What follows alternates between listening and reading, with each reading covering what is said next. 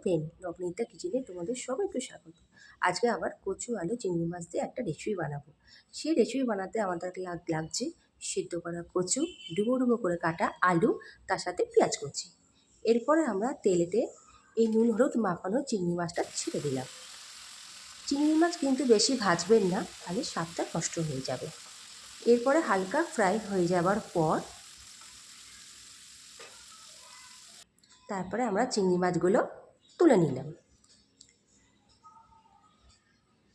এরপরে তেলে আমরা গোটা গরম মশলা ফোড়ন দিলাম, তার সাথে শুকনো লঙ্কা আর গোটা জিরে ফোড়ন দিলাম। এবার একটু নেড়ে নিলাম। তারপরে কুচি কুচি করে পেঁয়াজ আমরা দিয়ে দিলাম। পেঁয়াজটা হালকা লাল লাল করব, তারপরে আলুগুলো আমরা ছেড়ে দিলাম। বেশ ভালো করে নাড়াচাড়া করতে হবে। একটু লাল লাল হয়ে আসবে, তারপরে আমরা আদা রসুন বাটা, একটু লবণ দেবো,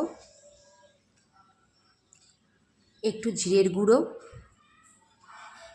একটু ধনের গুঁড়ো, হলুদের গুঁড়ো, লঙ্কার গুঁড়ো আর একটু কাশ্মীরি মির্চা দিয়ে দেবো। তারপর সব মশলাগুলোকে আমরা ভালো করে, টমেটো কেচাপও একটু দেবো।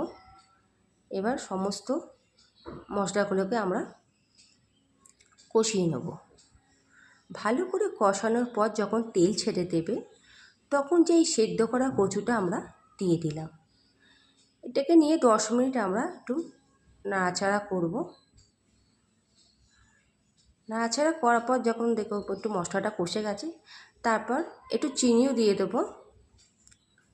এবারে দেখো জল দিয়ে দিলাম।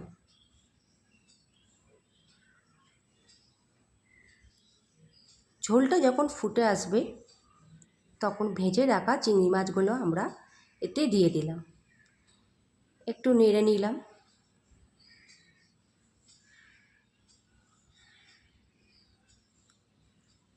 রান্না দেখো আমাদের শেষেরই দিকে।